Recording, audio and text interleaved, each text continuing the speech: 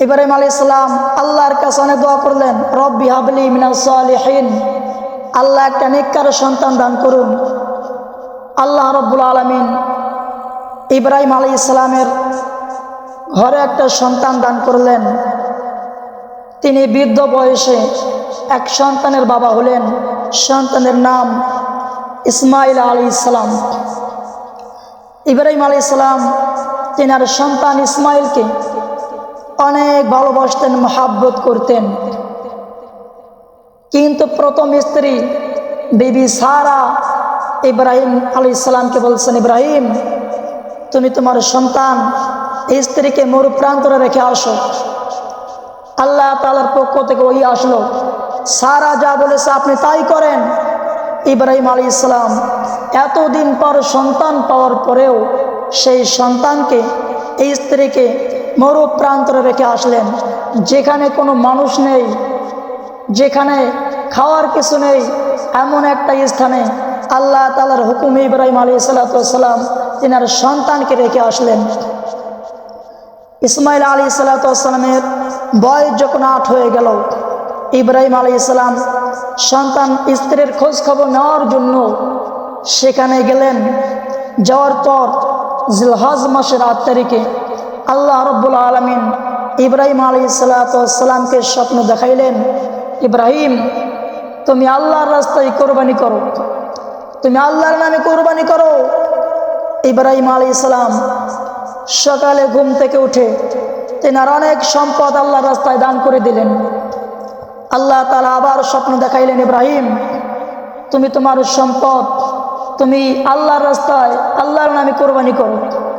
ইব্রাহিম আলাইহিস সালাম পরের দিন আবার 100 উট আল্লাহর রাস্তায় কোরবানি করলেন।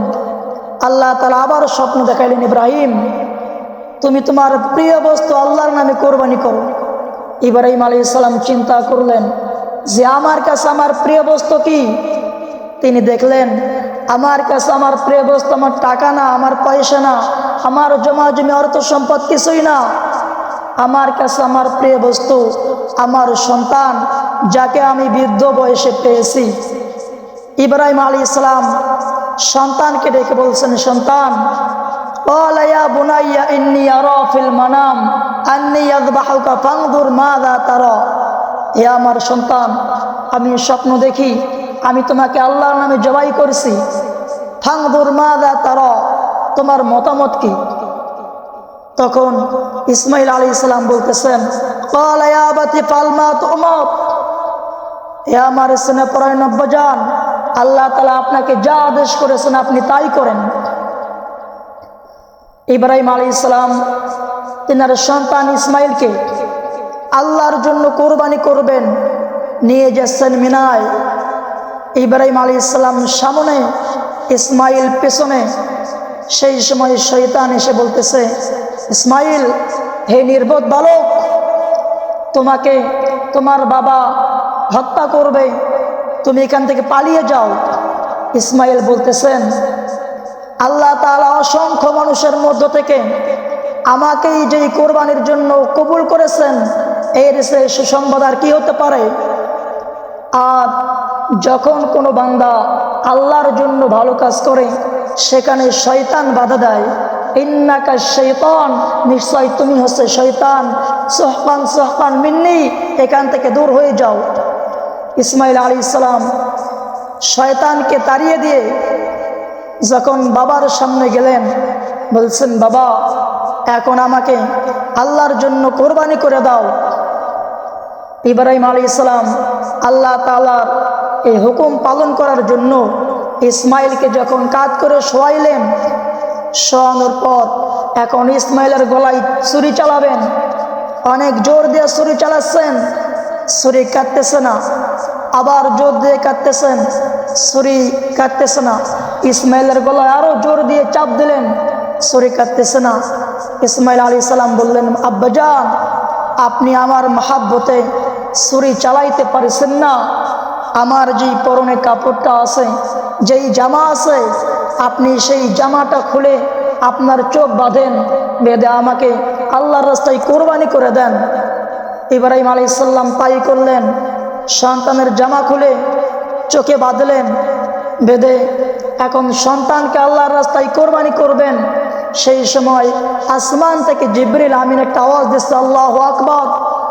ইব্রাহিম আলাইহিস সালাম চিন্তিত হলেন, এই মরুপ্রান্তরে কে আওয়াজ দিচ্ছে। তিনি ছুরি চালাইলেন না, একটু সময় নিলেন।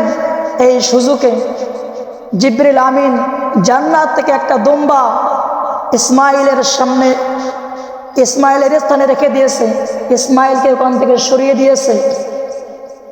এরপর ইব্রাহিম আলাইহিস সালাম সন্তান ভেবে সন্তানের গলায় ছুরি চালাইলেন।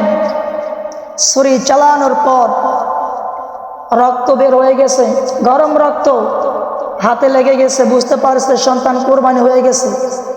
উনি যখন চোখটা খুললেন, বাঁধনটা খুলে দিলেন, দেখলেন তার সামনে ইসমাইল আলাইহিস সালাম বসে আছেন এবং জান্নাত থেকে আল্লাহ তাআলা একটা দুম্বা সেখানে নিয়ে এসেছেন।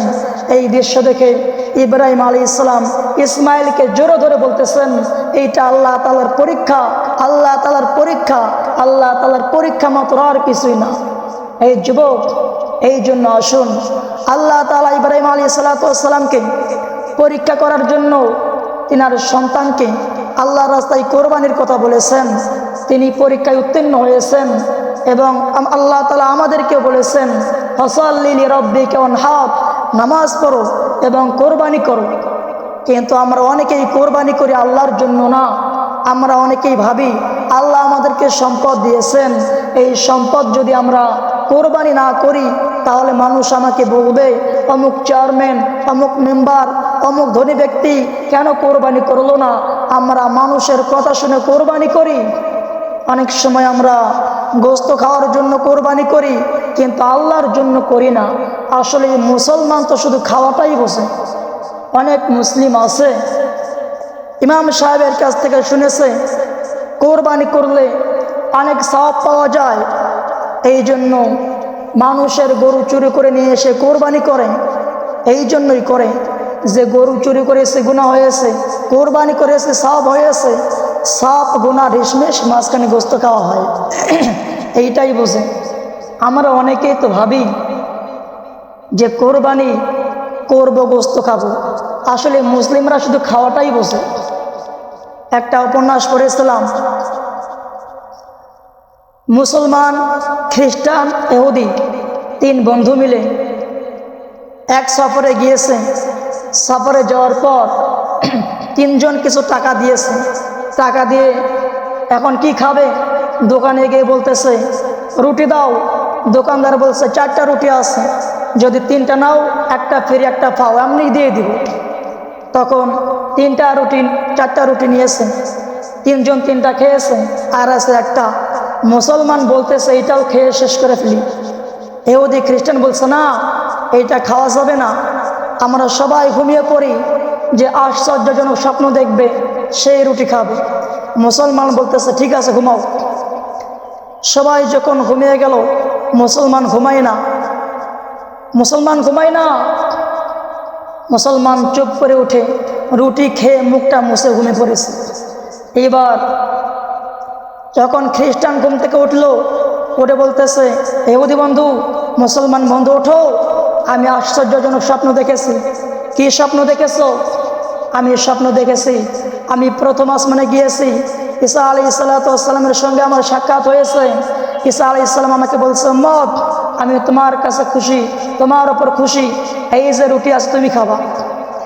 এখন ইহুদি বলতেছে এটা স্বপ্ন হলো, তুমি গিয়েছো প্রথম আসমানে আর আমি গিয়েছি 6ষ্ঠ আসমানে।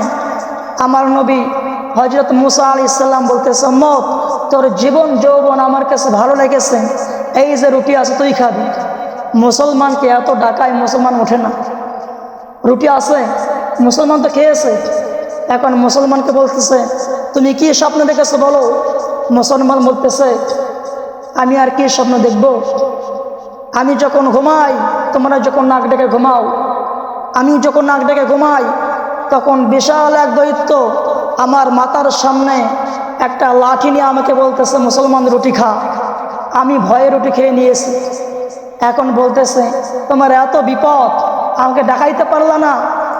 মুসলমান বলতেছে, তুমি তো একজন গিয়েছো প্রথম আসমানে, আর একজন গিয়েছো ষষ্ঠ আসমানে, আমি কেমন করে ডাক দিব? আমি খেয়ে নিয়েছি। ইহুদি খ্রিস্টান বলতেছে, আচ্ছা যাই হোক, বিপদ কেটে গেছে। আসলে মুসলমান শুধু খাওয়াটাই বোঝে। কেমন করে ইব্রাহিম আলাইহিসসালামের দিকে তাকাবেন? ইব্রাহিম আলাইহিসসালাম কার জন্য কোরবানি করেছেন? একমাত্র আল্লাহর জন্যই কোরবানি করেছেন। আর আমরা আমাদের পশু কোরবানি করবো আল্লাহর জন্য, আমরা এটাও পারি না, সেখানে শুধু খাওয়াটাই আমরা বুঝি।